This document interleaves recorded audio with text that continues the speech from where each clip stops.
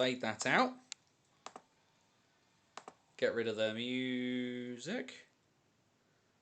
Dumpty dumpty dum. There we go.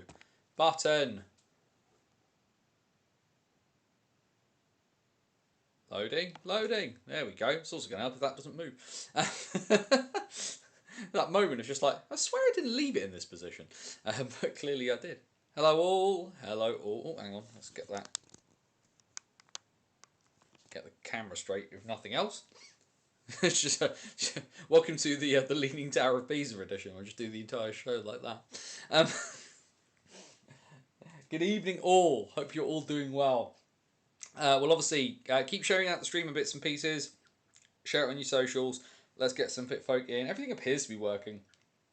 Well, of course, we've only just put the thing out, so we'll get a few. We'll give people a moment or two just to join, because of course, plenty to talk about, as we will do in the news at the top of the show. If you're watching on catch up, we need I'm trying to think of a word that we can use for the folk on catch up to stick in the comments. What we need. I tell you what, even though it's sort of autumnal, even though we're past Halloween, just because I've seen one on the desk, just because I've seen one on the desk on the shelves here in the library. If you're on catch up, the word in the comments is pumpkin. Stick the pumpkin in the comments and your answer to the warm up question, which is a newbie sits next to you. What's the best advice you can give them about the sport? Right, quick swig of water, because hydration means better choices. We're also just going to very quickly get the score up, because we need to talk about that momentarily. We'll leave that there, because he says, looking at the time, and thank you, John, I've just read that. Let's make sure actually we've got the end of the hockey shelf in. There we go. Make sure that's all there. And then, I suppose we should probably get on with it. Guys, gals, and the gender fluid and all beyond the binary. It is Wednesday. It is 8 PM and welcome back to the BOTW What's Current stream. My name is Anthony Russell, here to take you through the weird, wonderful and wacky world that is British ice hockey. And we cover the absolute lot of it. From the Elite League, through the NIHL, through the National Division 1, Division 2. We go to Scotland and the SNL, to the WNIHL, Belfast to Bradford, Leeds to Lee Valley. If there was a game played in the last week in British senior hockey, we will cover a lot of it, along with all the big news, all of your views, all of the action here on a Wednesday evening on the What's Current stream. Hope everybody is doing well. Hope everything is going great. Fantastic that folk are joining in and sticking in the chat their answer to the warm-up question. A newbie sits next to you. What's the best advice you could give them about the sport? I'd love Dave's one straight off the bat. Always feel free to ask. Most fans are happy to explain. Very, very true. You don't get anywhere without asking questions, and certainly that's one of the things I've managed to certainly for me, big thing for me when I first started going hockey, because I first started going by myself. So obviously a massive thing there. What's Mark said? Always keep your eye on the puck at all times. This is true. Doesn't stop you getting hit, as was in the Bison's last season before their break, getting hit twice in the space of 3 weeks. One of which was in the chest by Neil Lydiard. So cheers for that. Took a delay of game penalty on it too. What's Nick Knack said here? Be prepared to become addicted. Don't expect to learn how it all works straight away. 2 seasons in, and I can't tell what's going on half the time. Don't worry, Nick Knack. I'm in season 20 of watching, and sometimes I still don't have a clue of what's going on. John, my advice is just enjoy it, but I'd avoid those rollover hot dogs. Yep. Actually, I'll tell you this now. And I'll let this ruminate for the folk. You can, if you're watching on catch up, comment on it as well. But I'm interested to see what the live chat was. So Guildford on Sunday, right? Because for whatever reason in November, all of the home games for Guildford are on Sunday, and I get into the Spectrum, walk to the cafe at the back, get myself a coffee, and something catches me out of the corner of my eye, bright orange flash, and I'm just like, hey, what are you talking about? And I looked up, and one of the cafe staff is wearing a rollover hot dog branded hoodie. Let that sink in. Let that feed into your brain cells for a second, that is something a person voluntarily chose to wear. But also it exists. Terrifying. I kind of wanted to ask her about it, but in the end, I decided probably, discretion the better part of valor, and just left it be, because that is a thing that is real. What's Lisa there? Most fans will stop telling you once you're asked. Depends where you go and who you ask. Mark, I can see that is the only appropriate response to that message. Either way, before we get too deep into little bits and pieces, of course, there's some news to talk about. Housekeeping, of course. If you're new, tune in and listen up to how things work around here. And if you've been around a while, hum along. You'll know the words. Bannersonthewall.wordpress.com, your number one website for all things related to British hockey. Follow my journey throughout the season from high atop the Guildford spectrum with In the Box Thinking, giving you a unique insight into what it's like to commentate in the Elite League as well, giving you thoughts on the experience, as well as a bit of a breakdown of each and every game that I commentate on. Of course, came out at lunchtime today, a little bit after lunchtime actually, because I got stuck in a meeting. But you've got the my views from Guildford's win over Glasgow this past Sunday at the Spectrum. Glasgow have a terrible record in Guildford and never seem to win there, but a cracking game that Guildford won in overtime. And actually, after the last couple of weeks where the Flames just had such a short roster with so few bodies, it was good to have a game that was just a lot of fun and really good. And Justin Fazio and Sami Aitakalio just having a proper old-fashioned goalie duo. Awesome stuff. That's there. The other thing you can get over, the other big thing over on Banners on the Wall currently, of course, is our Hockey Stories series. Long-form, in-depth pieces of content. We do video interviews, we do written interviews as well, telling stories from across the breadth and depth of the sport of ice hockey, from the 19th century to the present day, behind the Iron Curtain, into war, and beyond.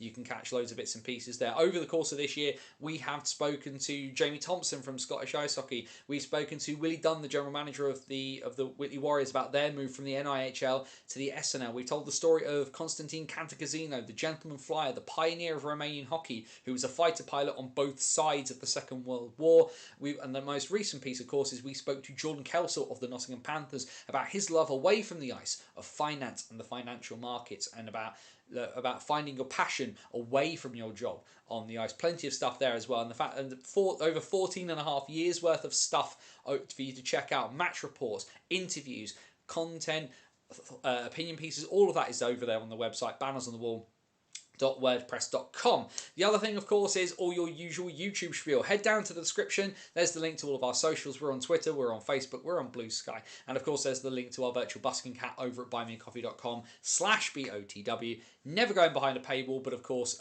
we live in the capitalist hellscape that we do.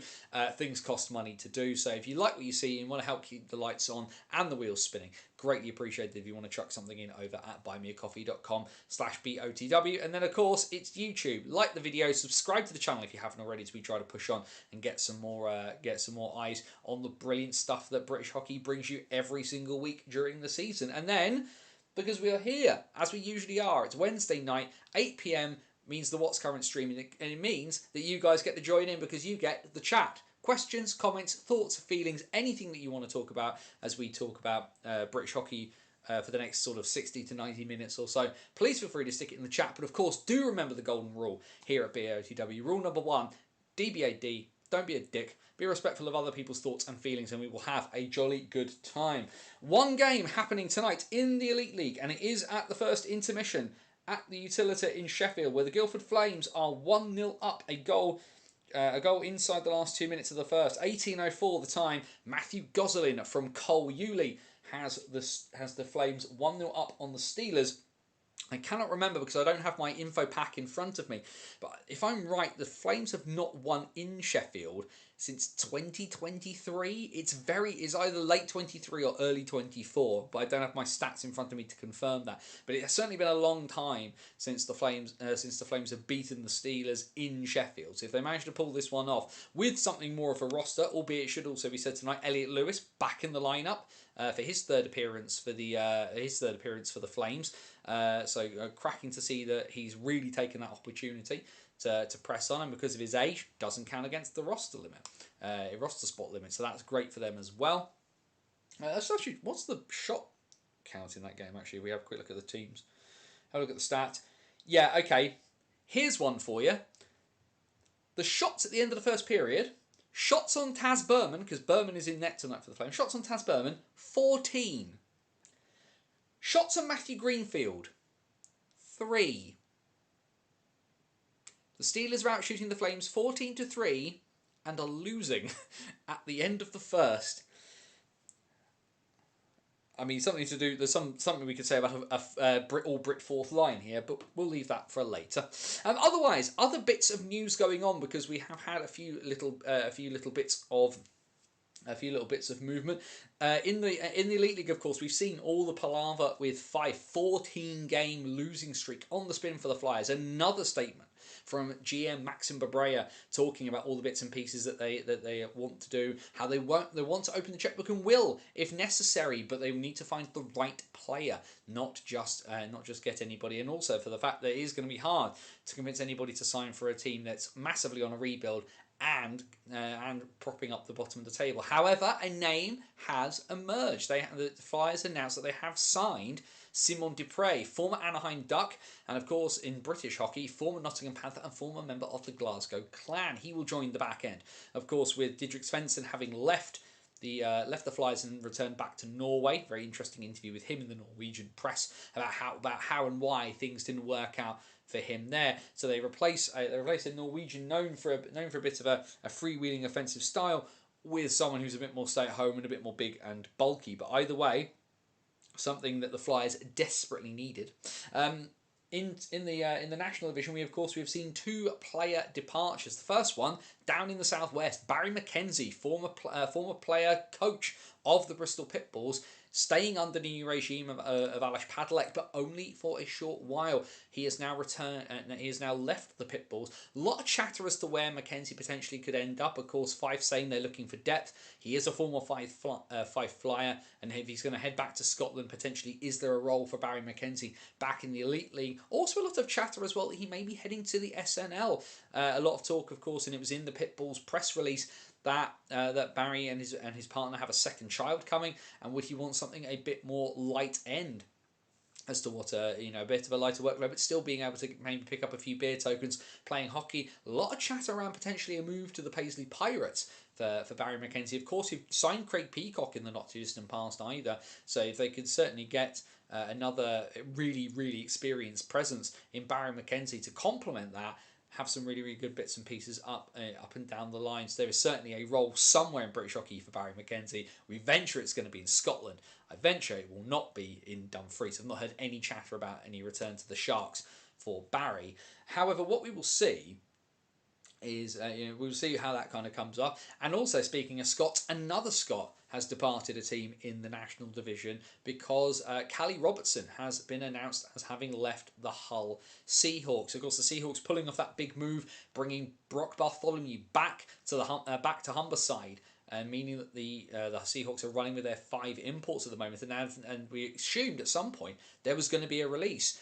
Not sure we expected it to be a Brit forward per se, but Callie has not had the most impactful start for the season with his time at Hull. Let's just quickly, as we're chatting, let's get up the statistics. Good evening, Mr. Hamilton. Good evening, Mr. Hamilton. Saying nice words about me. I'm still not going to buy you a pint even from down here. It also would have helped there if I'd not pressed the standings. Let's just quickly get up Callie Robertson's numbers. There's Hull. And let's get the player stats up. So Callie Robertson, 16 games played, 3 goals, 2 assists for 5 points with 2 penalty minutes is not what you really would have expected. Level on points at the moment was Callie Robertson with Bo Reader. Reader, who is with 16-year-old Bo Reader, and also level on points with Tommy Spraggan. You just look at some of the names Callie Robertson you'd expected to be sort of a bit further up, and you look at the names of people who've got more points than him at the moment on that Hull roster. Both Hare brothers were down there. If you think about Brit scoring as well, from a Hull perspective, Chamberlain, Hewitt, Bonner, Ethan Hare, Dylan Hare, Bo Reader, all ahead of him in Brit scoring. And if you've got a guy like Callie Robertson, you're wanting somebody to put up a few bigger numbers than that. So that is certainly people will point to that as a reason why that Robertson may have been let go. I see Graham's put in the chat, Callie Robertson to Solway. You would potentially assume that Martin Grubb may well have been on the phone about bringing him back into the fold, though of course it does remain to be seen. There's other options, of course. Now Barry McKenzie's gone at Bristol. Does Callie Robertson go back to the Bristol Pitbulls? He has had spent time in the Southwest before, and it's a slightly different regime now, of course, under Alish Padalecki. The Pitbulls still still not winning more games than they lose, but they look a much better side as a result. We of course will get into the fixtures from the last weekend momentarily, but yeah, like I say, plenty of bits and pieces going on. Of course, there's the fallout that's happened from Great Britain's tournament. Of course, Britain losing all 3 of their games in the IIHF Cup of Nations, but not a terrible showing all in all. Going down 1-0 against Poland in their final game after losing in overtime against Italy, and Slovenia giving them a bit of a smacking around. But long game. Long potential game. No Kirk, no Halbert, none of the really sort of top end elite league Brits came along for the world champion that you expect in the World Championship roster to come along. Of course, no Bounds, Lucas Bryan playing all of the games, which for me, I personally felt was a bit of a mistake. Why take Rennie Maher to not play him at all? I think is a bit of an interesting choice for me. But obviously, a lot of guys who are the next generation, that next wave coming through, getting the opportunity to play international hockey, because it's a different ball game than playing domestic hockey here in Britain. The rules are interpreted in a slightly different way. I know people will say that's not the point, that it's not supposed to be, but it is, and we can all see that with our own eyes. So we've got a vast swathe of youngsters who've now had that opportunity. Pete Russell's had a chance to look at the ones that he will want to pinpoint and pull through. Ollie Bettridge getting the opportunity to captain Great Britain, which is obviously massively important for him as well, because he is of that age where the guys, the Dowds, the Richardsons, the O'Connors will fall away.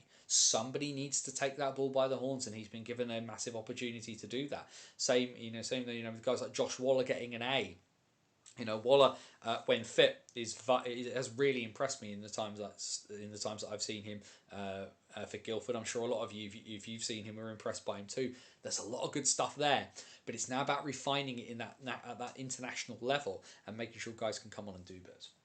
I don't think that the second period has started yet in Sheffield. It may well have done actually by now. No, not as of yet at the moment. No, everything's still ticking along as expected there. What we will do then, as we have hit 20 past. So, any other bits of news you want to talk about? Like I say, because of course, we'll pick things up as we go along. Any other bits of news you want to talk about? Chuck them in the chat. I think it's time that we had a look at some of the results from last weekend, where we will start in the Elite League. I'm also going to move this because I've managed to put my notes right in front of my screen, so I can't see myself or what's going on. Really good start, Anthony. So, what we will do with the Elite League, let's start in the Challenge Cup, because both Group A concluded with a bizarro game between Guildford and Cardiff, and then Group B concluded at the weekend. And what you're seeing is that Dundee, who raced out of the gate, who made it look like Belfast may not even qualify at all, and the Stars are out at the last hurdle, and they were knocked out by that game on Saturday night in Dundee. The Glasgow Clan putting on a superb performance. I made a point of watching this game because, of course, you'll find out why in a bit if you don't know. But the Clan managed this game brilliantly, played superbly. They got the net minding that they needed from Sammy Itakalio, and just really, really found the moments to press their advantage. The one thing I've learned about the Glasgow Clan this weekend is their transition game is really, really good. Defensively, you can see where you can pick holes in them as a team.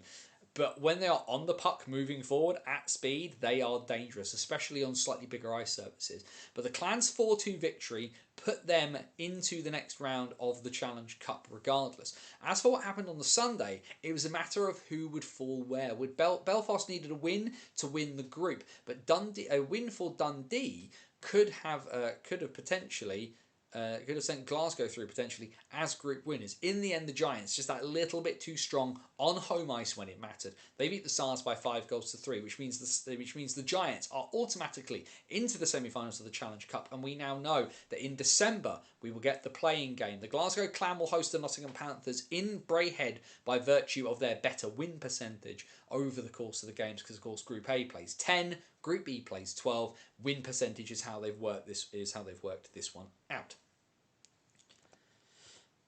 Then have a look at the Elite League. We've got Friday, Saturday and Sunday's fixtures all on the one screen there. 2 games then on the Friday night. Pretty comfortable win for the Nottingham Panthers at home against the Manchester Storm, cruising past Cam Critchlow side by a score of 6-2, and a good win for Cardiff. They beat a still injury depleted Belfast Giants by 5-3 down at the Vindigo on Friday evening. The Storm though did recover back in the storm shelter, and the Blaze unable to manage the Storm in the small barn in Altrincham. They come up with a 4-2 victory there. And Fife, well, they're still looking for a win in the Elite League after Saturday evening. Nottingham with 4 points inside 2 days, a 4-1 win for them up in Kirkcaldy.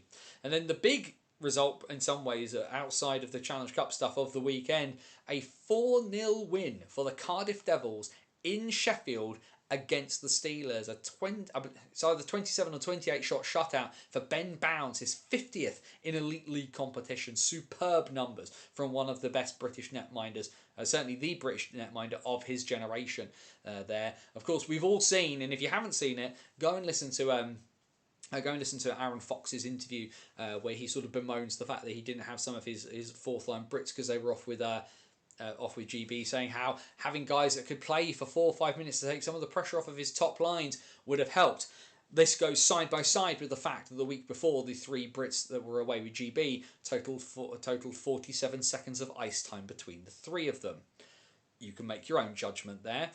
Fife, though, travelled down to the Sky Dome. No joy for them there. The Coventry Blaze back to winning ways after losing on Saturday night, a 4-1 win for Kevin Moore's side. And then there was where I was on Sunday. The Guildford Flames with their 3-2 overtime win against the Glasgow Clan. 2 goals for Tyler Bush after to take the Flames past their visitors after the Clan were 2-1 up at the end of the first period. Should say, in terms of the goals, two very, very scruffy ones for the Flames. Firstly, because Jake Kugler's goal, where Colton Pullman catches Bush's backhand towards the net, drops it at his feet, but Kugler was standing next to him. So Pullman dropped the puck and Kugler just goes bang and beats Itacalio because Itacalio wasn't ready. But the Clan's second goal, that's scored by Devon Sidoroff off the back of a turnover, he tapped in backdoor. Pretty goal. Really nice goal as well from the Flames. Josh Nixon setting up Tyler Bush for the victory. Itacalio goes for the poke check, misses and swings an arm and can't get to the puck. Cracking game. Do go check out the highlights, of course, on the Guildford Flames YouTube channel. So for the first time then, because we're about mostly, sort of, apart from Dundee, 10 games into the league campaign, we'll have a look at the league table as it stands. Because the Nottingham Panthers at the moment, top of the table.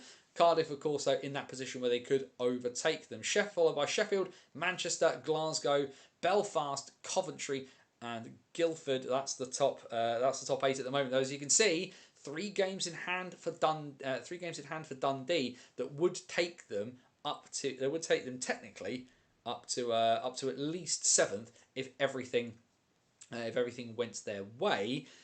Remains to be seen what kind of happens on that front. And then at the bottom there is Fife. Just the 1 overtime loss point from that 2-1 defeat at home to the Sheffield Steelers. Obviously, very early doors. We're not going to harp on too much about it. But given it is now concluded, we can see there and can have a proper look at Group B of the Challenge Cup. The Belfast Giants are through as the winners of Group B following that 5-3 win against Dundee on Sunday. Though, as you can see, the win percentage for Glasgow is higher. So, the Challenge Cup semi-final bits and pieces are going to be determined as well by win percentage. And whilst the Giants have won 7 games, they have finished top of the group, and it's mostly just because of that number you can see there, the overtime shootout losses. The Clan have won 8 games outright, but didn't pick up lost 4 outright and got 0 extra points from losing in the overtime or the shootout, which means the Giants have ended up going above them. We will see what happens when all the permutations play themselves out. But what we do know, Sheffield and Coventry have qualified automatically from Group A. The Giants qualify from Group B. Glasgow will play Nottingham in December to decide the final spot in the semi-finals of the Challenge Cup. Either way then, I'll have a quick look at the Elite League fixtures because of course we know what's going on tonight. Sheffield playing Guildford at the moment, and then on Friday 2 games, one at the SSE, Belfast host Manchester, and Glasgow will host Cardiff at the Braehead Arena. And then he says pressing the button, a pretty full Saturday and Sunday in the Elite League. A long trip for Cardiff though. They will find themselves up in Dundee. Coventry host Nottingham. Belfast and Manchester will go back to battle in their double header, and a tough one for Fife. They're getting very close in Kirkcaldy. Can they spring a surprise at the House of Steel against the Sheffield Steelers? And then on Sunday, Glasgow take on Coventry. Fife take on Cardiff as Cardiff's Scottish. Sort of Scottish sojourn continues. And then where you will find me on Sunday, obviously they're playing tonight. The Flames have no game Friday or Saturday, so it'll be the second time in 4 days for the Flames, and another one. They seem to play them a lot recently, but it will be Guildford versus Sheffield this coming Sunday, 6 p.m. face-off at the Spectrum. Still a few tickets left if you want to come and join us live for that one. Otherwise, you can join me on the call on Guildford Flames TV. Face-off being at 6, you can join us live from just before 5:55, and I will talk you through a couple of hours worth of ice hockey action. So looking forward to that. Then takes us into the National Division, of course, another fascinating weekend's worth of action in the National, and a big game on Saturday for Ben Clark-Leach. His first competitive win between the pipes. They're getting the full 60 minutes with Rennie Mar over in Poland with GB. The young netminder stepping up from Wildcats 2 to take the duties between the net. Fantastic moment for that young man, and he gets the victory. A 4-3 win for Swindon over Telford, a team that he played in pre-season. What's that, sorry, as well? Yeah, Sheffield have scored. Oh, well, there we go. They were always going to score eventually at home. You'd assume they would do. Elsewhere in the National Division on Saturday, another big win at home for the Basingstoke Bison. Of course, having beaten Milton Keynes last weekend in the big one. One of those ones in the race to the playoffs. It was almost a 4-pointer before it even started. But the Bison have now beaten Bristol in Bristol, and now they've beaten them back at home as well. 3-2 for the Herd against the Pitbulls, holding off that powerful attack of Jake Bricknell and John Dunbar enough to get over the line.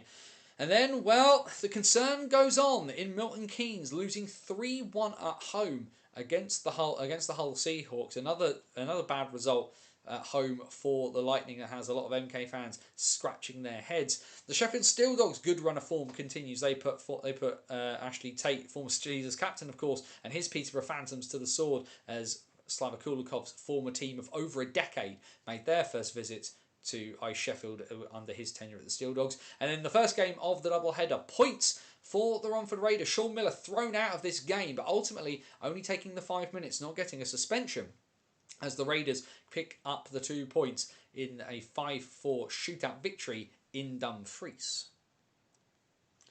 And then into Sunday, a tough weekend for the Pitbulls. Maybe a weekend that we might have expected a few more points out of. They do get one as they lose in overtime to the Telford Tigers. Solway end up edging their doubleheader weekend with Romford winning by 4-1 in the second fixture in what was the first two games of the interim tenure of Sean Barry as coach of the Raiders following the release of Jason Buckman. And then you can see it there in the middle. A big one for the Basingstoke Bison. The Leeds Knights were the last team to visit the Basingstoke Arena in the old era. But when they played each other in the playoff weekend, Leeds won the last 2 times these two sides played in Leeds by 11-2. Instead, the Bison 2-1 down in late in the piece. Ollie Endicott putting Leeds ahead after the puck took a wicked deflection off of a stanchion and fell onto his stick to tap into an empty net with Max right behind the goal. The Bison tie things up in the last minute on the power play with the netminder Paul Zach Milton tying the game inside the last 60 seconds before Will Stead is the overtime hero firing past Sam Gospel. The Bison have 3 wins on the bounce, and their first win in Leeds, well, everything's going to be the first in everything for a couple of years, but either way, a big win for Jeff Flanagan and the Herd. A ding-dong battle on Humberside for the latest battle in the Yorkshire Derby, but the Steel Dogs get another 4-point weekend. They beat the Seahawks by 5-4 as Brock Bartholomew returned to the ice for Matty Davis's side. And then there was fisticuffs off the opening face-off. because fine. The Milton Keynes Lightning, having lost at home the night before, showing a bit of fight, and they've managed to do it. The MK Lightning picking up 2 points and condemning Peterborough to a 0-point weekend. 5-4 the final score in that Ashes encounter.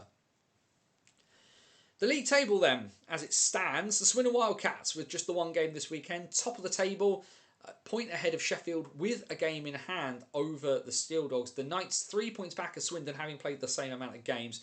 They're then followed up by Telford, MK, Peterborough, Romford and Hull. Basingstoke are 5 games back of Solway, 6 games back of Bristol and Hull. Win all those games and the Bison could find their way into the playoff spots. And the thing we seem to be learning about the Bison is now they're at home.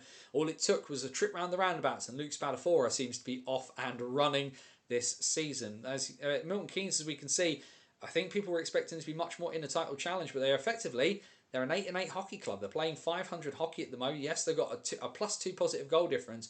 I think people expected more of MK given how things ended last year. Telford, well, it's not been as perfect as it could have been. Dropped six games in regulation, 7 in total. But they're still hanging around. And the Thompson-Henderson combination and the new imports in as well, they've really managed to make a point of the fact that Telford were not an early season flash in the pan. The cup table then, as it still stands, well, Basingstoke and Solway are out. Bristol are probably out of this one as well. But if we look at the top there, Sheffield and Swindon, both 12 points from 8 games. Milton Keynes have got 11 from 9. Telford have 11 from 9. And Leeds there are the ones lurking around, as are Peterborough, because Peterborough have 2 games in hand over some of the teams above them. Leeds have 1, meaning, of course, that they could get as high as 12 and 13 points, respectively. We will see what happens. And that one, obviously, still a few games left. But you have to look at those cup numbers from Sheffield. Still pretty impressive. 41 goals in 8 games is no slouch. But Telford with 43 goals. The issue, of course, for Telford is in their cup games is they've also conceded 43 into the bargain. Upcoming fixtures this weekend in the National Division, of course. The graphics for these ones produced by the wonderful, fantastic Max Van Mullen. Friday night, the Battle of the Southwest reconvenes at the Pound. The Bristol Pitbulls and the Swindon Wildcats will do battle down in the southwest, next to the best placed Gregs in all of British hockey.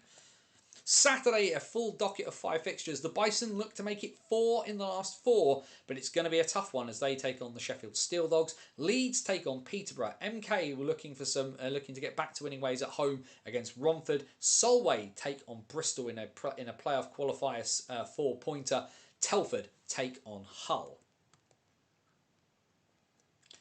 Yorkshire battle on Sunday between the Seahawks and the Knights at the world's most versatile arena. Basingstoke will travel to Peterborough. Can they avenge the 5-1 defeat in the opening game at home for Basingstoke? Romford take on Solway, seeing if they can get some points off the Sharks after losing out to them the week ago on the Sunday. Sheffield take on Telford. Swindon, MK. This could be a very interesting one depending on the nature of the result. I see a lot of people, a lot of pundits saying that Swindon have got this one in the bag.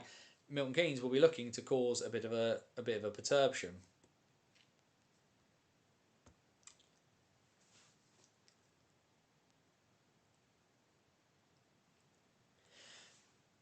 The Elite League and the National League are done. So Mitchell Balmas has apparently scored, which to be fair, if you're out shooting a team that badly, you probably should have scored. What's the shot count now? It's 20-6. 20 shots for the Steelers, 6 for the Flames. If I'm Matt Greenfield, I just want them to shoot at this point, just to bring the numbers up. What's that? Balmas from Harper from Southall. Stephen Harper's an interesting player. It's also he's deceptively strong. Deceptively strong is Stephen Harper. Like the look of Balmas though. I think, to be fair, given the amount of shots that Sheffield are putting on the Flames, not an unsurprising one there. But we will see how far the Flames can go. A point would do them very nicely. What else have we got in the chat? Jamie saying, I will say this, it's amazing MK are 5th given how poorly we've played this season. The quality's clearly not terrible though, because you're still 5th. You're running at 500. It's not as bad as it could be. And to be doing 500 hockey and still be 5th in an 11-team league, it could be a lot worse. Bison improving week on week. Yes, the ability to train will do that for a team. MK versus Romford and Telford versus Hull on Saturday. MK and Telford last cup games must win games for both. Certainly, I think, like I say, Telford, is very much must win for MK, given the fact that a lot of teams' outstanding cup games will probably be against Basingstoke. So, although you venture that the Bison will cede a few cup games to. Just because of the nature of bits and pieces, so the cup is allowed to be played in time. We don't want it to be like Swindon winning an autumn cup in March. That's just silly, all things considered. Right, make a decision, you lot. Do you want NIHL for which NIHL 1, 2, North or South, or the SNL? Where are we going first for the next bit? As whilst you guys are deciding that, we do need to talk very briefly about the news out of Oxford. Because we've had obviously the news today. So for people not aware, the Oxford City Stars, of course, regular participants for a very, very long time at Division 1 level in the South. And this year, off the back of the fact that clearly there were some bits and pieces happening, they did sign Brandon Stones to be their netminder, and then pulled bits and pieces out. So the City Stars were withdrawn from Division 1. The Rising Stars, of course, as we know, still rocking and rolling in Division 2, putting up some big numbers in bits and pieces. And but the City Stars were pulled because effectively they were struggling to sign players, struggling to get people to run bits and pieces like that. And so what they said is that the junior club, the Oxford Junior Stars, were going to take the City Stars back under their ownership, and we're going to take them out for the season to then look to relaunch them. So we've had the news today, which has been distributed via England Ice Hockey. This is from Mark Gillette, who is the chair of the Oxford Junior Stars Ice Hockey Club. And it reads, opportunity to lead the return of the Oxford City Stars. Oxford Junior Stars Hockey Club is inviting expressions of interest from individuals or groups, both local and from the wider ice hockey community, who are passionate about reviving the Oxford City Stars NIHL 1 team. Tough couple of years for the City Stars, of course. They had Shane Moore come in as general manager. He left before the end of the first season. Simon Anderson was started as coach. He was relieved for Shannon Taylor. He left. Mark Saunders came in, and last year was rough going for the City Stars. We're looking for motivated people to work collaboratively to bring senior ice hockey success back to Oxford. We're also working with our Oxford Rising Stars NIHL 2 team to create a strong, sustainable pathway from learn to play right through to NIHL 1 level and beyond. Oxford boasts a solid relationship with Oxford Ice Rink, who are committed to supporting hockey at all levels in the city. This is good. It certainly is. There was a slight change of contract in terms of who was running the facility. There is also potential financial assistance available to help with the setup and re-establishment of the NIHL 1 team. With ice time already secured, huge one that, a rapidly improving junior system and a pool of talented players currently competing in Division 19, Under 19s Division 1 and NIHL 2, this is a fantastic opportunity to build something lasting for the Oxford hockey community, which, having had the opportunity to experience them, there's some really, really lovely people in Oxford, I should say. You'll also have the support of our junior head coach, administrative assistants from Oxford Junior Stars, and access to a dedicated team of matchday volunteers. The Oxford City Stars last competed in the 2024-25 NIHL 1 season, and we're now focused on a sustainable, long-term return to competitive success. For the first time, we have all ice hockey under one singular umbrella. So if you're ready to help shape the future of ice hockey in Oxford, we'd love to hear from you. Please email your expressions of interest or request further details at chair.ojshc@gmail.com. So, the deadline for expressions of interest is the 15th of December this year. Massive news out of Oxford if they can get it going again. On my meanderings through British hockey after the Bison went off into the mist, I met some fantastic people in Oxford, people who really love their hockey. Oxford is a unique barn, of course, netting rather than plexi in a lot of places. Still maintain one of the best cafes I've been to in an ice rink. I do miss my barbecue chicken and cheese paninis, but just a really, really lovely group of people. Oxford as well were really embraced some of the stuff I tried to do. We're really thankful. People there were always really, really kind when they saw me as well, and I tried to repay that back, because and it's not to be a dig at other teams and bits and pieces like that, but some don't necessarily understand the value of some of the newer age media bits and pieces that go on, and they're a bit more standoffish, and that is entirely within their right. If it's their operation, they can run it the way they want to. Oxford kind of walked towards a lot of what happened to BOTW, and I'm really, really thankful for them doing that. But if nothing else, it gave me the opportunity to meet and speak to and get a chance to chat to some really interesting people. Got to meet Petr Cech through it as well. Got to spend some time chatting, of course, to lots of folk like Marcus Mitchell, like Dax Hedges, Tom Banner, of course, when he went there, of course, and we know how much Banners on the Wall loves Tom Banner. I still have my City Stars own and loan jersey upstairs. But yes, met lots of fantastic people off the ice as well at Oxford. So really pleased that it looks like something's there. But if you are, and I know a few folk so inclined, do watch the show. If you think you can help things out at Oxford, drop them a line and see what can be done. And whilst I will not be throwing my hat in the ring to run things at the Oxford City Stars, you can bet your bottom dollar here at BOTW, where we have a look at everything across British hockey. We will be keeping tabs on the situation for sure. Dave, I can't do the ladies first because the graphics are the wrong way round. I have to jump past things to go to things, so that would cause me a headache, and I don't want to do that. I'll tell you what we'll do. Let's go. Well, I'll tell you what we'll do. Let's start. Should we start backwards? And we'll go. Let's start backwards, and we'll go into Division 2. We'll go Division 2 into Division 1, and do it that way. And then we'll do the SNL and the women together. SNL and the women together in one big lump, rather than hopping backwards and forwards. So I'm going to press some buttons here just to make sure I've got everything. Nope, I've pressed the wrong button immediately. That was a really good start. There we go. What we'll do then, let's do North 2 first. We never do North 2 first, because if you go backwards, I always go to South 2. So let's do North 2 first, because North 2 we know is going to throw up a few crackers, lots of goals, and we get lots of goals in the first one immediately. Of course, remember, if you like these little box scores for Division 1 and Division 2 North and South, you can check them out with thanks to the fantastic Joe Scutts over at NHLstats.wordpress.com. Joe, of course, commentating this year for the Basingstoke Bison. Fantastic. So delighted that my team has got one of the best voices in British hockey covering them on their big return. But as you can see here, defending in D-side. What's defending? Why defend when you can not defend? The Dragons 2 with an 8-4 win over the Kingston Sharks. A busy night, as you can see. Cameron Krishnarenko getting a penalty inside 50 seconds. We do love such things. 33 shots apiece in this one, but certainly much better shooting hands from the folk from North Wales. A hat-trick for James Shaw, and goals as well for Noah Percival, Cody Ogden, Cameron Krishnarenko, Lewis Edward and James Parsons. Goals for the Sharks coming from Tom Mardell, Ellis Martin, Mackenzie Barker and Kyle Mitchell-Quinn. Far fewer goals in a game that in the past, over the last couple of years of doing the What's Current stream, but since we've been looking at North 2, these two sides will generally have one of these kind of games every year, where things will be incredibly tight. This one beyond tight.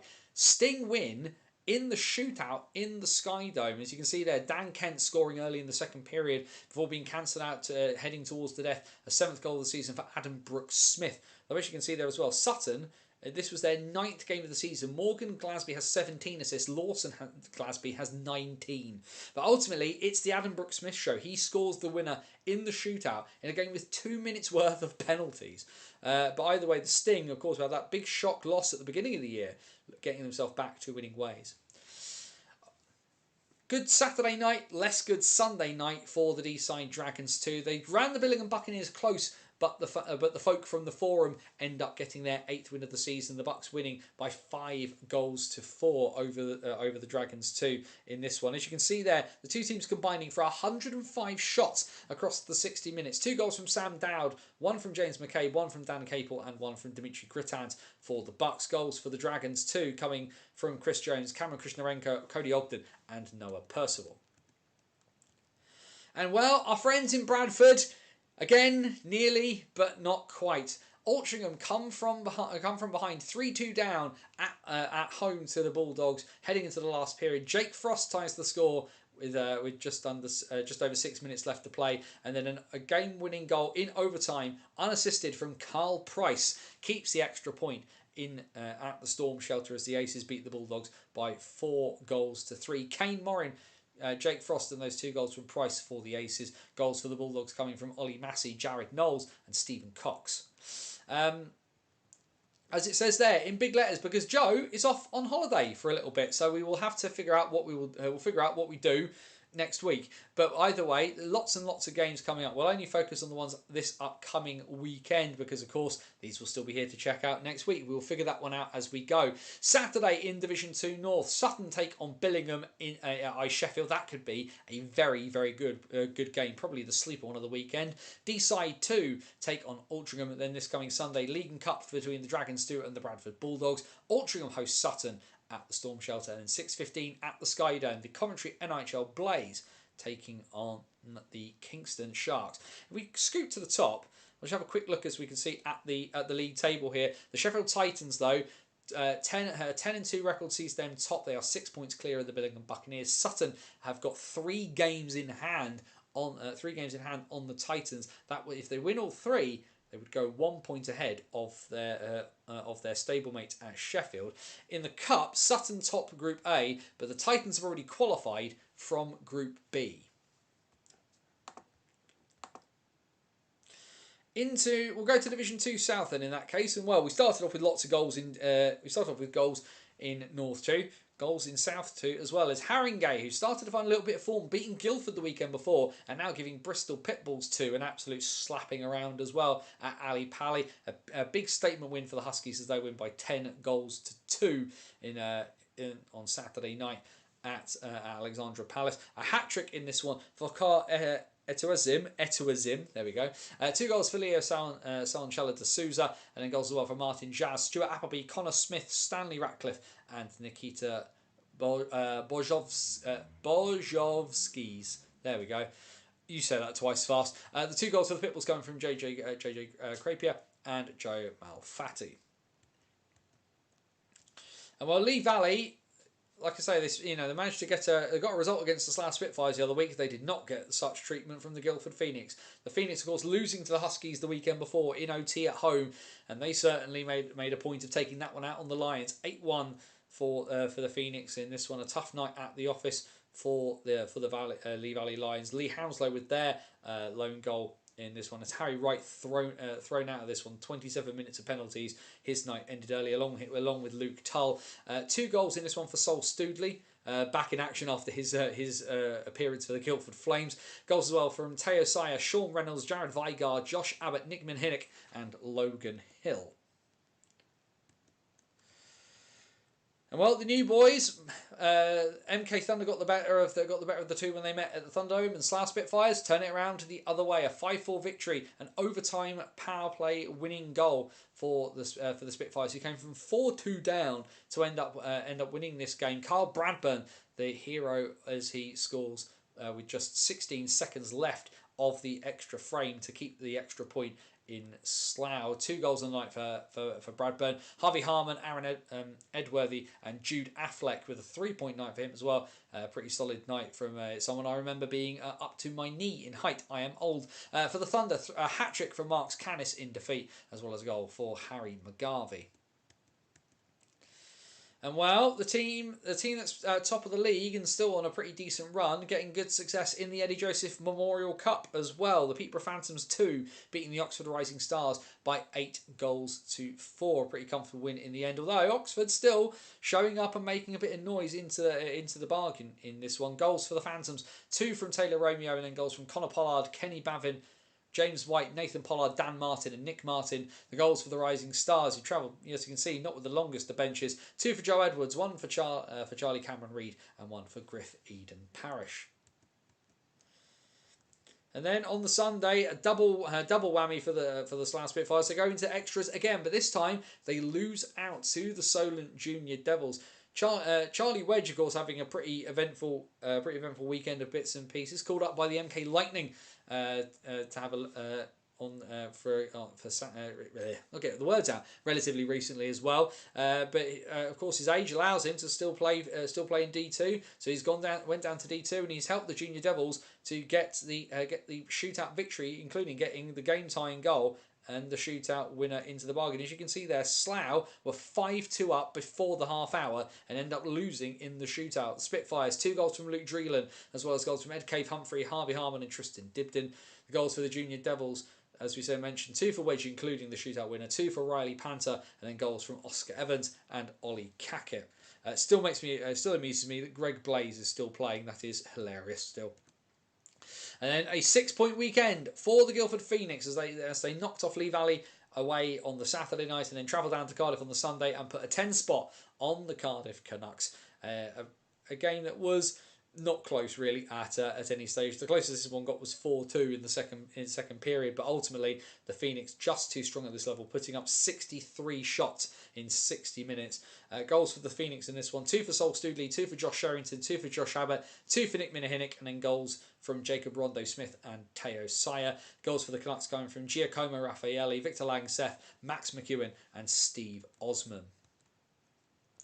And then, well, you can put it in the chat if you remember it, or put it in the comments if you remember it as well. What is the second rule of BOTW? It is very, very straightforward. You do not count out the Invicta Mustangs, although they nearly did shoot themselves in the foot. The Mustangs 7-3 up at the end of the second period, and then Oxford scored 3 goals inside the last 10 minutes to give everybody palpitations, but the Mustangs do survive, and they take all 3 points with the regulation victory in this game at the Ox Pens. Goals for the Rising Stars in this one: 2 from Joe Edwards, 1 and then 1 each from Charlie Cameron Reid, Matt Lorday, Ed Crotty, and Danny Williams. Goals for the Mustangs: 2 from Ed Stedman, and then goals as well from Sam Oliver, Aaron Ferris, Tom Mallet, Jake Stedman, and Bradley Guttridge. This upcoming weekend, then, as we can see, like Joe said, he'll be back at the beginning of December. But Saturday, 2 games in South 2. League and Cup action between Cardiff and Invicta. That's at 6:30 at the Vindico. And then probably the big fight feel across the entirety of the NIHL. Peterborough 2, Guildford Phoenix, 6:30 p.m. on Saturday in Breton. That one has title implications already in the middle of November. On Sunday, then a pretty full docket of fixtures. League action at the Riverside between Chelmsford and Haringey. League and Cup between Invicta and Peterborough. Eddie Joseph Memorial Cup action between Slough and Oxford, 5:45 at the Hangar, and then 7:30 p.m. on Sunday. League and Cup action: Bristol versus Solent. Who decided the 7:30 p.m. face-off on a Sunday was a good idea? Into North One, and well, they need to start getting results, having dropped 4 games already. They've barely lost 2 or 3 each of the last couple of seasons. But the Billingham Stars needed to get some of their mojo back, and well, it was probably a good time for them to play the Sheffield Scimitars. 3-1 at one point. But Billingham, as we know, on their day, are just too strong by half. They condemned the Scimitars to their 15th straight defeat this season with a 6-1 victory. Simon Williams with the lone goal for the host. The goals for the Billingham Stars coming: 2 from Roland Grittans, 2 from Ian Brown, 1 from Alex Preston, and 1 from Michael Elder. Jacob Hammond faces only 19 shots. And then, well, Telford have sprung a few surprises this year, but end up coming up short in Hull against the Jets, another team as well. Do you remember a couple of years ago where Hull just never seemed to lose by 1 billion goals away, but they would always seem to win at home, no matter the opponent? The Jets 3-0 up in this game just before the half hour. Telford pulled it back to 3-2 before Alex Kent turned things on late in the day, scoring 2 goals inside the space of a minute to push the Jets over the line. The other goals for the Jets in this one coming from Ryan Lake, Scott Morris and Kieran Beach. Goals for the Tigers coming from Ryan Leese and Finn Howells. Saturday then, as the start of a home and home, Blackburn and Deeside. And well, you expect goals if Deeside are involved, and you generally expect goals if Blackburn are involved into the bargain as well, because this game was a proper ding-dong battle for a little while. 4-4 in the 31st minute before Blackburn just proving a little bit too strong and pushing themselves out of sight in the third period. They win by 8-4. 2 goals for Andy McKinney, 2 for Gary Simpson, and then goals from Jakob Hayek, Jacob Lutwich, Jack Brammer and Charlie Thompson. Colin Cromie with 2 goals on the board for Deeside. Jay Wachowski, no goals, but does get 3 assists. The other goals coming from Daniel Svadievs, Fadeyevs and Ross Kennedy. And then, well, you'll see, as you can see from the record, 10-0-1. The Solihull Barons just keep on marching on at the moment, looking like real title contenders out of nowhere, mostly because they don't talk about anything. They win by 9-4 against the Leeds Knights. Another one that was pretty back and forth. Leeds pulled it back to 4-3 at one point before Solihull just managed to nudge themselves more well out of sight in this one. Goals for Leeds coming from Kurtz Baumanis, Helgi Bjarnsson, Ollie Wag, and Noah DC Colton. We'll go for that. For the Barons, another hat-trick for Nicholas Otterson, a 5-point night for him. 2 goals from Henry Adams, 2 from Jacob Race, and goals as well from Alex White and Tyler Nixon. 3-point night for Lucas Price out of this one. But then, as we see, turnabout on Sunday, and no, your eyes do not deceive you. Deeside only scored 3 times and held Blackburn to 2 goals in Queensferry. That's not a joke. All the more frustrating, I think, for Deeside is they were 3-0 up, and inside their 14 games, Jake Witkowski has 26 goals. This is barking mad. But either way, Blackburn scoring 2 goals late. They break the shutout of Tyler Della Bertucci, nearly steal themselves some points. But ultimately, Blackburn dropped their second regulation loss of the league campaign. Deeside winning by 3-2. Matt Barlow, Ross Kennedy, and Jake Witkowski beating out the goals of Jacob Lockwich and Adam Barnes. And well, Solihull again putting up 20 goals in the space of 2 nights, as Telford had a rough night on Saturday, have an even rougher night on Sunday at Hobbsmoat Road, putting up an 11th spot on the Division 1 North New Boys. Nicholas Otterson now in 12 games has 18 goals. Vlad Luka has 21 goals from the other side. The numbers are ridiculous at times in North 1, it feels like. A 4-assist night for Alex White of all people. Nicholas Otterson goes 4+1. Phil Mulcahy, of course, the Mulcahy brothers back together now, has a 3-point night, goes 2+1. Dan Mulcahy 1+3. Other goals as well coming from Jake Riley, Edgars Landsberg, and Jacob Race. Goals for the Tigers: a hat-trick for Vladimir Luka, and a goal from Taylor Stanton. A 6-point weekend though for Hull, as they had a comfortable win against the Widnes Wild, 6-1. Only a late consolation goal there from Jonathan Williamson for the Wild. Goals for the Jets: 2 from Richie Hagar, and then goals as well from Aidan Dancer, Boris Gibber, Scott Morris, and Charlie Powell. Our friend Luca Desadri, who you'll be hearing from sooner rather than later, making 30 saves. And then, well, they managed it again.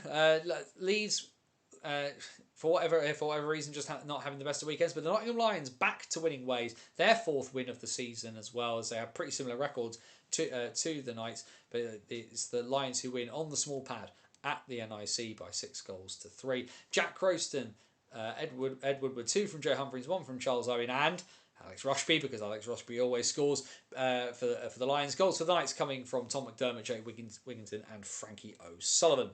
This weekend in North 1, 4 games on Saturday and 4 on Sunday. A pretty busy weekend in North 1. Hull take on Billingham at the Worldsmiths Versatile Arena. Not a great time for Billingham to be facing Hull after such a good weekend from the Jets. League and Cup action at Blackburn as they take on Telford Tigers 2. Solihull take on Nottingham. That could be fun. And in 7:20 at Sheffield, the Scimitars. Can they break their duck against the Deeside Dragons? On Sunday, Billingham hosts Solihull at the Forum. That is a huge game in the context of where the title could be going in North 1. Another big fight feel this weekend. Nottingham take on Blackburn at 5:30 on the small pad at the NIC. Telford take on Sheffield. Leeds take on Hull.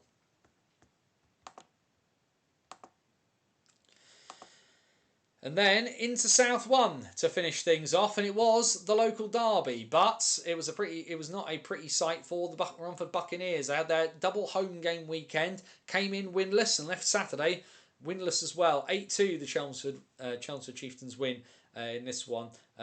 Goals for Romford in this one coming from Nathan Owayemi and Alistair Barrow. The goals for the Chieftains, a 4-goal, 5-point night for Cam Bartlett. 2 goals as well from Howland Barnes Garner, and goals from Alan Lack and Dan Fay. If we just look at the numbers there, our boy Max conceding 8 goals on 53 shots. Fair play, kiddo. Caleb Sheehan getting some time in net for the Chieftains. Of course, he's done a great job for the Warriors this year in South 2, getting just over 6 minutes worth of ice time. Does concede 1 goal on 2 shots, though, after Ross Miller had a pretty comfortable night between the pipes for Lewis Clifford's side.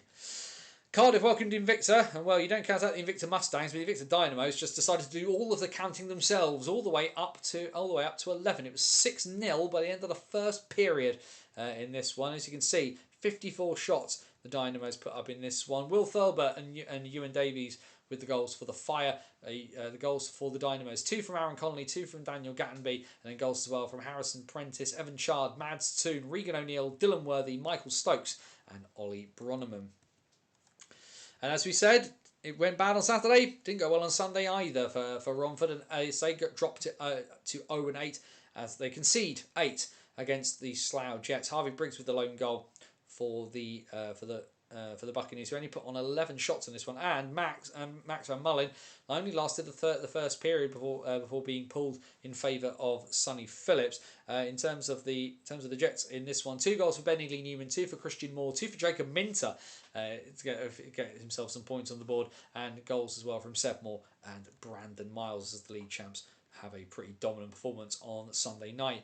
Elsewhere, the Chieftains put up another 8 spot. They beat the Swindon Wildcats 2 by 8-4. It's been a pretty promising season so far from Swindon 2, but just overpowered in this one. It was 3-3 and 35-05 until it wasn't. Chelmsford, they're just way too strong at the end and just blow the Wildcats out of the water at the death. 2 hat-tricks for the Chieftains in this one for Sasha Maltsev and 1 for Cam Bartlett. Grant Bartlett and Tom Saw with the other goals for the Chieftains. The goals for the Cats coming from Tom Ashmore, Dan Bradley, Alfie Goddard and Jake Williams. Another one called up recently by Milton Keynes.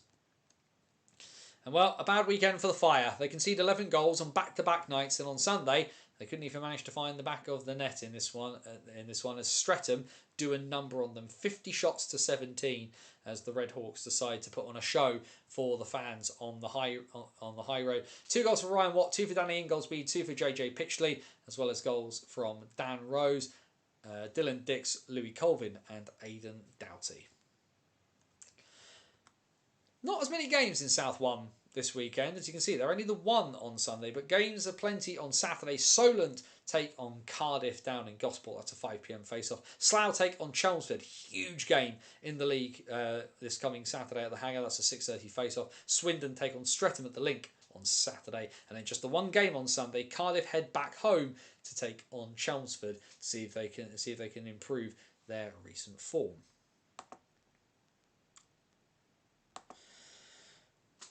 Just going to take a brief pause just to breathe. That's a lot of talking about today, so we're just going to quickly have a swig of water. Questions, comments, thoughts, feelings? Certainly for me, some really big games this weekend. That Billingham versus Solihull game, huge in North 1. Peterborough versus Guildford, huge in South 2. Lots going on in the NHL this weekend. So just like I said, we just need to see what is going to see what kind of comes of it this weekend. Really looking forward to it. I am slightly tempted.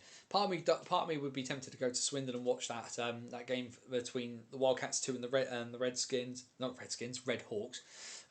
Deary me. You know what that is? That's because Streatham posted a video the other day of them as the Redskins back in the 80s, and my brain's gone sideways. But yeah, so that would be a certainly very interesting game. Part of me, of course, wants to drive all the way up and watch Billingham versus Solihull, because of course it does, because I'm an idiot like that. Apologies there, just had a quick message from my sister that does immediately need answering.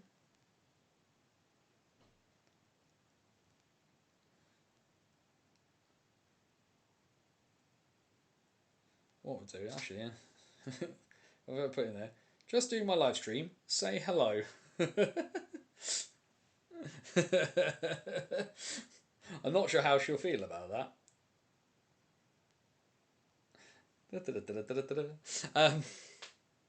Looking forward to seeing the Bison versus the Steel Dogs. Very good point, actually, Mark. I mean, it'd be a game. Would have been a game I would have liked to have made if I wasn't obviously sort of preparing for the preparing for Sunday. Because, like I say, I won't be going to a game this weekend unless I venture. If I take the boy, I will get away with it, but otherwise I won't. But the like Sheffield looks so fascinating, and it's Bear Gendonov that I kind of really want to see with my own two eyes. Saw Sheffield last year, decent enough last year, but they look so much better this year. Like they've really managed to kind of lock things down a bit better. Slav has done a really good job. I don't think he's really recruited this Sheffield team in the same way that he's definitely recruited Peterborough, but yeah, I'm fascinated to see how they do. What Flanagan's answer will be against a guy who's such an established coach. Take the boy. Yeah, I know. I mean, I will chat to the wife about it, but she may want an evening with me, given that she will get an evening without it. My sister says hello. There is the there is the answer to that one. I think what we will do. Let's quickly just take a photograph of my sister, so you can see that. And then we can roll on that one. But yes, so thank you for indulging me ever so slightly on that. But yeah, certainly some interesting bits and pieces. Actually, if I just quickly scoot back, what we will do, if we just go back to the top. So let's just have a quick look at the tables again, so very, very quickly. Streatham, as we can see, they're leading him. Streatham from Chelmsford in South 1. But as you can see there, though, Slough have only played 5 games in the league so far, and would 6 points. 6 points would take them up to 19. So Streatham are actually still clear at the top of the table at the mo. And look at that, as you can see from the cup, Swindon have qualified into the semi-finals of the cup. Although look at it look at Group A, compared to Group B. That feels like that's to be fair, credit to the Cats for making it through that one. North one, like I say though, Solihull are running away with it at the moment. Even with the teams who've got sort of games in hand on them, nobody can touch Solihull. 11-1, and even then they have dropped 2 points from 12 games, and that's the big difference here as well. The extra win, and they haven't lost in regulation where Blackburn have. North 2 we talked about. South 2 is Peterborough, because Peterborough have played 9 and won 9, whereas Guildford have lost a game in OT. But ultimately, from a Phoenix perspective, the title is still very much in their hands, even at this early stage, because if you beat Peterborough twice in regulation, it's a different kettle of fish, and you've overturned this 2-point gap here.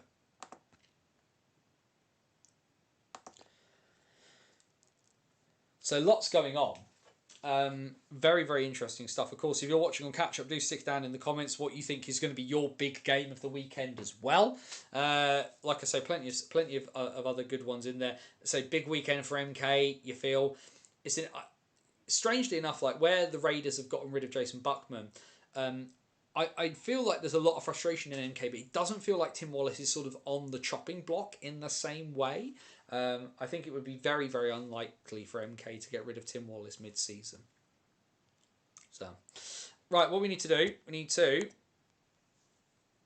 have a quick look at things in the Scottish National League. Now, we've chopped up a little bit of the graphics because nobody had a half-decent graphic of the fixtures anywhere. So we had to literally just take a picture of some writing I've done myself. Either way, 2 games last Saturday in the Scottish National League, and as you can see, North Ayr won by beating Kilmarnock. We'll of course have a look at what's going on with Kilmarnock momentarily, but another big result as well for Edinburgh, beating the Aberdeen Lynx by 6-2 in Aberdeen. Another hat-trick for Conor McNulty, doing an absolute number is that young man. Of course, won so many trophies with Billingham last year in the NIHL Division 1 North, heading back into Scotland and doing the business there as well.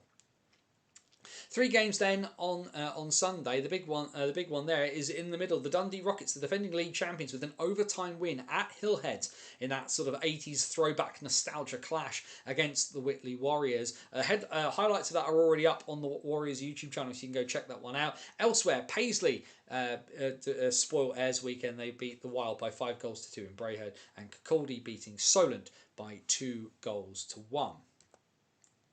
You can see the league table there then as it stands, and the Edinburgh Capitals still 2 goals to the good, because that game was, if I'm I can't remember if that was their cup game or not. Either way, Edinburgh still haven't lost this season. Still top of the table, 3 points clear of Whitley with a game in hand. Whitley, of course, have games in hand there over Paisley. So as it stands, Edinburgh, Whitley, Paisley, Dundee, Kirkcaldy, Aberdeen, Solway and North Ayr would make the playoffs. Kilmarnock at the bottom, as we can see, an 8-1 defeat. 11 games, 11 defeats, 17 goals scored, 154 goals conceded in 11 games.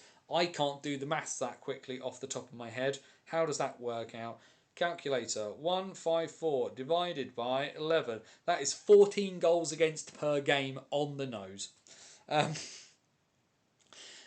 Which is, not fun. Should say, have reached out to Kilmarnock just to see if I can have a chat with any of them. Fixtures this weekend though, and Kilmarnock, well, it can't get worse for them in the league. For those of you unaware, the Scottish Cup operates on a quarter-final, semi-final, knockout style thing. Games are over 2 legs. Whitley and Solway had to play in because, of course, we have 9 teams in the SNL this season. So Whitley and Solway played as a play-in. Which Whitley have won, so they will play in the quarterfinals. But the first leg of the quarterfinal between Kilmarnock and Aberdeen is this coming Saturday, 5:30 p.m. at the Galleon Leisure Centre. The second leg of that one, I believe, is the 29th of November in Aberdeen. Then it's league action the rest of the way. Saturday, 6:30 p.m. in Fife, Kirkcaldy versus Whitley, and then on Sunday, Dundee, fresh off the back of their overtime win against the Warriors, take on the Paisley Pirates. Whitley head back home to Hillhead to take on North Ayr. And then, of course, it's time to look at the WNIHL. And as you can see, one game very close in the Elite League, the other one not. Pretty back and forth, awesome game. And Andrew Day, if he's lurking anywhere, was at both of these. We'll have a look at what he posted about the some of the bits and pieces from the WNIHL momentarily.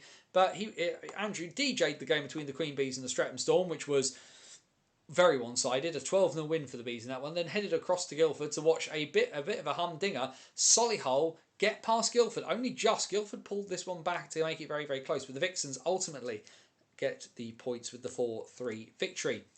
So in terms of the league table in the WNIHL Elite League, Bristol, of course, still haven't played that many games, but Streatham now very firmly bottom, having played 7 games and having being 1-6. Bristol just need to sneak a win somewhere, and they will push themselves clear of the relegation playoff at some stage as well. Whitley Bay, they're still top, but the Queen Bees, the fact that they have played 5 games and scored 29 goals and only conceded 9, shows the numbers at the moment are very, very much on their side. Games in hand, of course, would take them quite some distance away. Andrew, as you can see, has popped there in the chat, because of course he was at the Queen Bee Streatham Storm game. And as you can see there, if you're looking in the chat, the numbers are pretty crazy. A 6-goal night from Louise Adams, 2 goals as well for Desiree Snook, Viv McGee, Estelle Ip, Abigail Stewart, and Freya Price getting the goals for the Queen Bees. In the Lightning Vixens game, goals for the Lightning coming from Mila Peroni, coming from Walsh and Parsons, and then for the Vixens coming from Lutwich, Jodie Alston-Smith and Mullen, whose first name... Robin Mullen, there we go. You actually wrote it down for me, Andrew. That's how silly of me in that one. Helps if I can read. Elsewhere, he says, oh Lord, what have I done there? There we go. Let's put that back where it was. There we go. Elsewhere, the other games across the WNIHL from this past weekend. In Division 1 North, two home teams getting the victory. Solway beating Nottingham by 4-1 in Dumfries, and much more one-sided game at Ice Sheffield. The Shadows beating the Widnes Noir by 12-1. In Division 2, in the North Valerie Conference, 5-1 win for Kingston Diamonds 2 against the Leeds Roses, and then the Telford Wrekin Raiders getting a big victory with a 10-1 victory over the Blackburn Hawks. In the Elizabeth Conference in North 2, even more one-sided. The two wins in the North Valley had 15 goals between the two winning sides. The Caledonia Steel Queen Bee scored 19 goals by themselves against Vipers 2. That's a hell of a way to go to take that much of a kicking. I wouldn't want to have been the Nottingham Vipers on the bus home there. Into the south, and a tight win in what is as close to a local derby as you can get, but a win for the Oxford Midnight Stars. They beat the Slough Sirens by 3-2 in the South 2 Valerie Conference. Oh, no. There we go. Too far. In the South Elizabeth Conference, a 5-2 victory down in Gillingham for the Invicta Dynamics against the Coventry Phoenix, and then no games in the Under-16 South Division, but in the Under-16s North. A big win in the local derby there for the Whitley Bay Beacons. They beat the Billingham Stars by 14 goals to 3. And the Caledonia Iron Maidens beat the Nottingham Vipers by a score of 12 to 1. Andrew actually pointing out there in the chat, and I'd forgotten that little statistic, in that Guildford Lightning Solihull Vixens game. 2 goals for Jodie Olsen-Smith. She scored 2 short-handed goals on the same penalty. So thank you for reminding me of that, Andrew, because that is a sort of little bit of statistical wonderment that definitely needs mentioning. Every senior game across every division of British hockey has been covered. We've talked about it all, which means we open the door. Questions, comments, thoughts, feelings, stick everything in the chat, and we will talk through absolutely anything and everything anybody wants to chat about. I've been talking for so long that I haven't checked the Flames and Steelers score, so let's do that now. That would have been very, very smart. 1-1 still heading into the third period in what appears to have been not so much a low event game, but one that the Flames are managing to keep themselves within a puncher's chance, despite being outshot by 31 shots to 13. Marvellous stuff there. Andrew has chucked in the WNIHL fixtures for us, so thanks for that, Andrew. Elite League on Saturday, Bristol versus Streatham, a massive game at the bottom of the table there. If for a team wanting to avoid the relegation playoff, that's at 7:15 at the Pound. On Sunday. On Sunday, it's the Whitley Bay Beacons versus the Guildford Lightning. That's at 12 noon at Hillhead. Streatham take on the Queen Bees at 6:15 on the High Road. Division 1 North, Kingston Diamonds versus Solway Sharks Ladies is Sunday at the World's Most Versatile Arena. Division 1 South, on Saturday, we'll see Swindon take on Chelmsford. That's a 1:10 face-off. And then on Sunday, the MK Falcons will take on the Fire Bees. No change. Cheers, Mark. Why didn't we send our strongest GB players? Did we not care this time? So, I talked about this a little bit at the top of the show, Dave, but there are two big reasons why we didn't send the absolute strongest squad. The IIHF Cup of Nations is effectively the Nations League of ice hockey. So what it is an opportunity to test things out. Britain as a country, and I don't know why we don't do it, but we don't do the international breaks when we should, because it would ultimately make our national team better. But because the Elite League, for whatever reason, looks too hard at these bits and pieces, and looks too much at its own stuff rather than trying to feed stuff into the national team, means that there were Elite League games going on when GB were playing. There's also a second part to this. Which is our best generation and our current generation of players are old. And unless we find ways to bleed in players, to give them the opportunities, when Worlds comes around, which, let's face it, is the big thing here for GB, especially the fact going back to the World Group. If we're going to be a yo-yo nation, we've got to find a way to start bleeding in some of these players so that when all of them have retired, when Dowd has retired, when Bounds has retired, when Whistle has retired, when Richardson has retired, when Ben Lake has retired, when Perlini has retired, and it is not just a massive gulf to a bunch of NIHL lads who've never been able to get a sniff of international play because they haven't been given the chance at some point. The Cup of Nations is the ideal opportunity to do this. So, because there's no harm, there's no foul, nothing happens as a result of it. There's no World Championship implications. With all the love in the world, and there's a lot of young lads getting an opportunity in that GB roster who should be on Elite League rosters right now. However, this is an opportunity to see some of them. Some of them are going to get nowhere near the World Championship squad. Because if Liam Kirk's available, Liam Kirk plays. If Mark Richardson wants to play, he will play. Ben Bounds has said this is the last hurrah. You bet your bottom dollar that Ben Bounds is on the plane to Switzerland, right? And I love some of these guys. How many of them are realistically going to be at Worlds next year? Because Nathaniel Halbert's going to Nate Halbert will play. 100% will play. Lucas Bryan has played 180 minutes of GB hockey. Is he going to play a minute at Worlds? Probably not. He's going to end up as the third goalie. So what this was, I've talked about it a lot. Complete mulligan. Throw the kids in and see what happens. And actually we learned they're not there yet. But they could get there if they get the opportunities to do something with it. Rob Dowd has scored for Sheffield. Dowd from Cormier. No, it says Cormier from Dowd on the Elite League website. So we will take that one on that one. We'll see whether that changes because it can occasionally change from time to time. Apologies, as I just quickly end down. Get some water. Because where are we? Middle of November. So we're not a billion miles away, of course, from my favourite hockey tournament of the year, the Spengler Cup, coming up around Christmas time, of course. Boxing Day to New Year's Eve. Just double checking the. I'm just having that moment where, as soon as I've talked about it, I can't 100% remember the teams in this year's tournament. So what we'll do is quickly pull that up.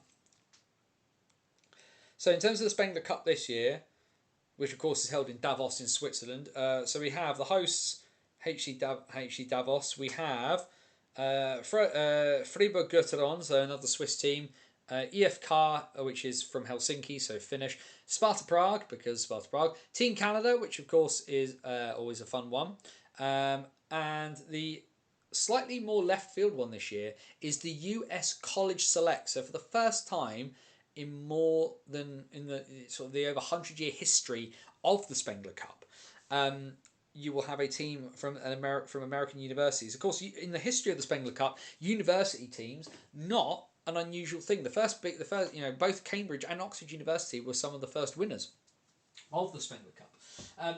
But it's sort of like a sort of mix of American college players, and of course the NCAA playing, getting the opportunity to, it's becoming such a fantastic league as NCAA hockey, that we're now seeing the fact that they're being invited in a sense. And of course, Davos, being Davos, have put themselves in a group with Team Canada and the US College Selects, which also means that you get the NCAA players playing against, a lot of whom will go towards NHL contracts, will play against Team Canada. Should be very interesting. Can you watch it in the UK? Yes, is the short answer, Mark. Now, it has, in the last couple of years, been shown on the Spengler Cup's YouTube channel. It's always gone slightly wonky because sometimes Premier Sports have picked up the semi-finals and the final. They didn't and haven't the last couple of years. So you've been able to watch the games with the TSN commentary, because TSN show it every year.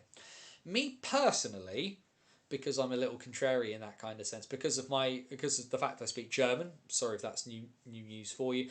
I will use a VPN and I will watch it on Swiss Telly, because the Spengler Cup not being part of a National League competition, it's one of those kind of like, I don't necessarily know if it's protected in that sense, but it's pretty much one of those sort of big Swiss events that happens every Christmas. It's always on terrestrial telly in Switzerland, so I will probably put on the VPN and I will probably watch it on SRF, which is like the Swiss German version of the BBC. But it should be on the Spengler Cup YouTube channel as well. The thing to do as well, keep tabs on the website, keep tabs on the Spengler Cup website, and it will be, and they will probably mention how it's being done. But yeah, it should be, Spengler Cup should be on YouTube. The only way to get young players will get better is by playing the highest level they can. Exactly, Andrew. It's a huge, big thing. I think the fact that they've been able to have that opportunity is massive, and people, and like I said, people were freaking out after the first game, and it's just like, what are you expecting? And I think that the phrase I used was, you don't win the Tour de France only cycling on the flat, right? There's going to be uphill struggles for Great Britain as a national team program, because not enough time has been spent looking at what to do. How to bring through some of these people. There is a gap there, and they've got to find a way to fill that gap. And it's got to be worked on, not hoped for it'll get better. Olympics in February, says Jamie, is what I'm looking for. It's a shame for the NHL. Russians can't be there for obvious reasons. Well, don't have aggressive war is probably what I'd say. Don't illegally invade other nations. But yeah, I'm looking forward to it too. I've said before, now I'm commentating. Obviously, 2026 is a little bit far off, but I'm personally, I'm doing a GB. I want to commentate on the 2034 Olympics. I'll say it out loud. Old viewers of the show, of the What's Current stream, will remember when I said I wanted to commentate on Solway versus Streatham. And I talked that into existence. So let's talk this one into existence. I want to commentate on ice hockey at the Olympics. and let's see how far we get with it. Luke, yes, Sheffield have scored a third apparently, which is tons and tons of fun. I've got will at least help my prep. Who scored the third? Evan Jasper. That second line for Sheffield at the moment. Jasper, Dowd, and Tremblay is just terrifying. Sorry, obviously we all said hello to my sister. My sister sent me a message back saying, I really must remember the timing so I can stop interrupting. Yeah, you get it from Dad. Which, to be fair, is entirely a thing. My dad, God bless him, usually when he rings, has a tendency to just ring like in the middle of dinner as I'm trying to do something. So we get it from him. Come by, honestly. Luca Tassadri, good sir. Looking forward to having our chat before too long. Sorry for being late. Gonna have to watch this one on +1. You're fine, young man. Don't you fret. Mark, you're giving me goal updates, and a lot seems to have happened in a few seconds here. Let's press buttons. Have the Flames now pulled it? The Flames have pulled it back to 3-3. Matthew Goslin and Charlie Curtie score in the space of 47 seconds, which is bonkers because that means there's been 3 goals in this game in 1 minute and 22 seconds. That is crazy.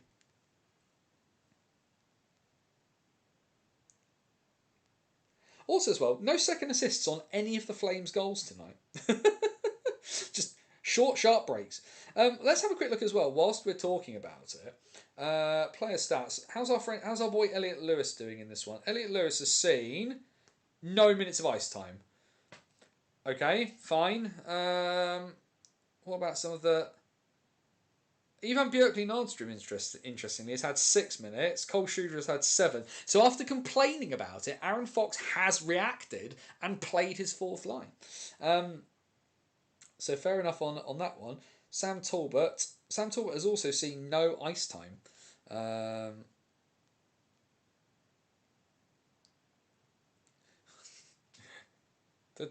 sister saying, I need to remember what time you stream. Tell me what the time is. So what we'll do, let's send her the link, and let's see if she joins the chat for the last minute. So Valra has been added as an assist. That's good old-fashioned captain chiseling, that one. 2026 is not that far away. My rotor is up for December. I know, it's crazy. I've been looking at bits and pieces at work for next year as well, which is pretty crackers. So that should be a ton of fun. But yeah, lots of good stuff going on. We're heading towards the end. It's nearly hit 9:30. So we'll see what like I say, we'll see whether Guildford or Sheffield manage to score in the intervening period here. Before we leave. Crazy as well when you think that the Flames have shortened their bench so much that neither Talbot nor Lewis have gotten any ice time. You think in moments like this you'd want to give your top line a rest, especially when guys have been so injured. But that's why they're the coaches and that's why they make the calls. It's like I say, I will still scratch my head about it after the fact, but that's my prerogative as well. What else have we got going on? Of course, the NHL is rolling along. Alexander Ovechkin has passed 900 goals, the only player in the history of the National Ice Hockey League to get to that point. Did make me chuckle. Did make me chuckle for the fact that Jacob Chikrin scored his 100th goal for the Capitals the other day. So don't worry, Chikrin. Only 801 to go. But yes, Edmonton looking a bit wonky. That West Division is really close, a lot closer I think than anybody was kind of anticipating it being. Lots of like I say, lots of fun bits and pieces. If you're after some different hockey and you like your women's hockey, I bang on about the Australian League during the summer. The AWIHL has now kicked off down in Australia. All games are free on the AWIHL YouTube channel. So if you like your women's hockey and you want to see something different, you can go over there and check that out as well. Anaheim Ducks, surprised NHL team of the season so far. Yeah, very, very much so. What was that thing Andrew posted on his... posted about the women's bits and pieces? Let's quickly pull that back up and see if we can have a chat about that before we finish off, so we're not going to be too much longer.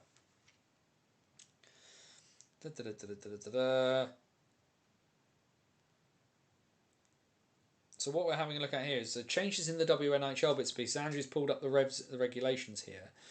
So it says about promotion and relegation.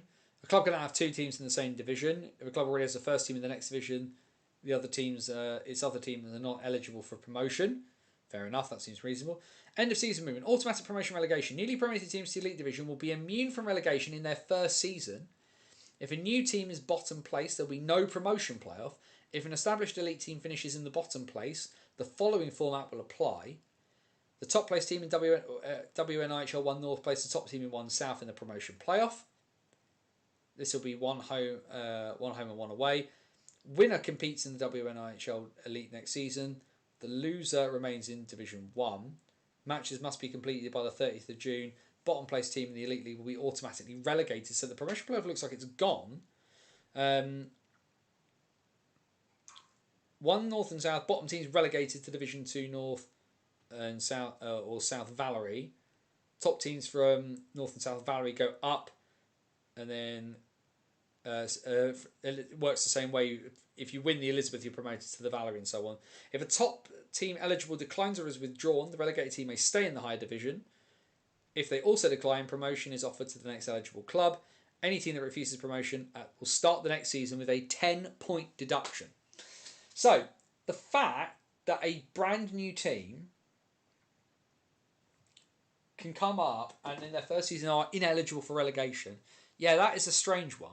I'm not sure about that. I quite like the idea of the promotion relegation game. I get why they would get rid of it. But yeah, that's a thing. If you're a new team in the league, you can't be relegated immediately, which is a strange one. So as things stand at the moment, Bristol were promoted this year and are ineligible to be relegated, but Streatham could go down. So we will see. So we'll obviously have to keep an eye on that and see what happens going forward. Blackhawks having a much better start to the season. They have been pretty decent so far. Conor Bedard, really got the wheels under him.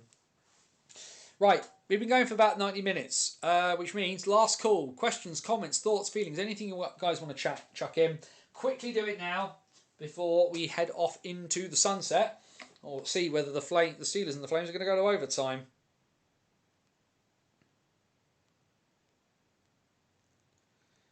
Because I'm going to have some stats that I need to do. That is just, it does feel a bit odd. I can't deny that. I won't. Yeah, it does feel odd. But I assume the rationale again will be to help. Will be to try and help some of those teams establish themselves. Now, if I'm the Swindon Top Cats, I'm pretty cross about this. But and it also kind of added a bit of extra spice to the women's playoff weekend. So the fact they've taken this away feels a bit strange.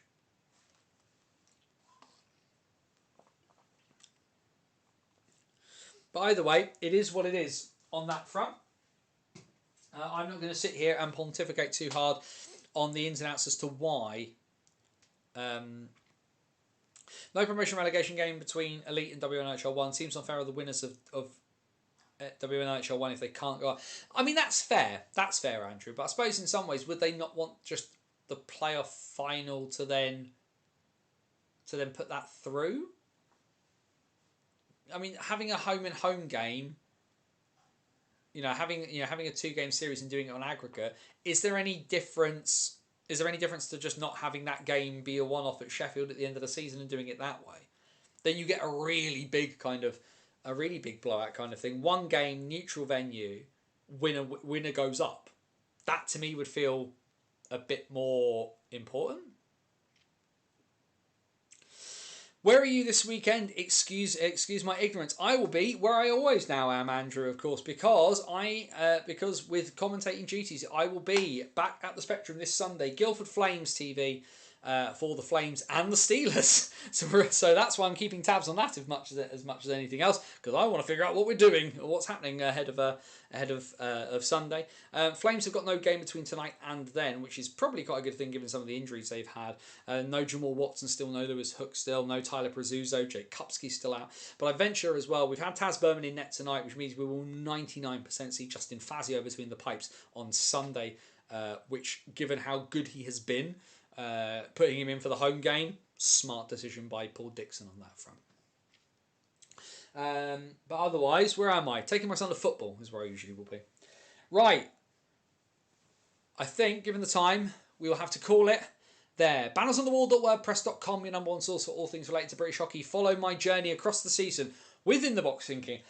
Excuse me, nearly managed to choke my own saliva there. Always promising. But yes, follow my journey through the weird world of Elite League commentary in the box thinking, where you can follow my journey across the season, get that unique insight that you will only get at Banners on the Wall from high atop the Guildford spectrum of what it means to be a commentator, and a breakdown of every game from the spectrum at home this season. Of course, you've got all of the other great bits from Hockey Stories, new piece coming soon on that front, but of course you've got all the other bits that we've done across the years to check out too. If you haven't, go check out my interview with Richard Lim, the head coach of the Royal Military College of Canada Paladins, into serve. Fascinating chat, fascinating institutions to go and play hockey for as well. But plenty of stuff. The return of Running with the Herd is there. There will always be plenty of bits and pieces going on as we edge towards our 15th anniversary this coming March over at bannersonthewall.wordpress.com. Head down into the description, hit the link tree. You've got the links to all of our socials there. X, Twitter, whatever, Facebook, Blue Sky, and the link to our virtual busking hat over at buymeacoffee.com/BOTW. Like I say, it costs money to keep the lights on and keep things turning. Never going behind the paywall, but if you do like what you see and you want to contribute to the upkeep, please do go and do that. Otherwise, all of the regular YouTube spiel. Like the video, subscribe to the channel, share bits and pieces out as they come out on our social. Share them around because it's always fantastic to get more eyes on what is happening here in British hockey. And then, of course, the only show across all of British hockey that is live and takes you through every single game of senior hockey of male and female from the Elite League, the National, Division 1, Division 2, the SNL and the WNHL, from Belfast to Bradford, Leeds to Lee Valley. Nobody gets left out here on a Wednesday night, 8 p.m. on the Watts Current stream. If you've not read this week's In the Box Thinking that came out today, go read it, because the Christmas Cups are out already and the time is already slowly ebbing away from us. The season is already a couple of months old. What an adventure it's been already. Solihull smashing their way through North 1. Our Peterborough on course to take South 2.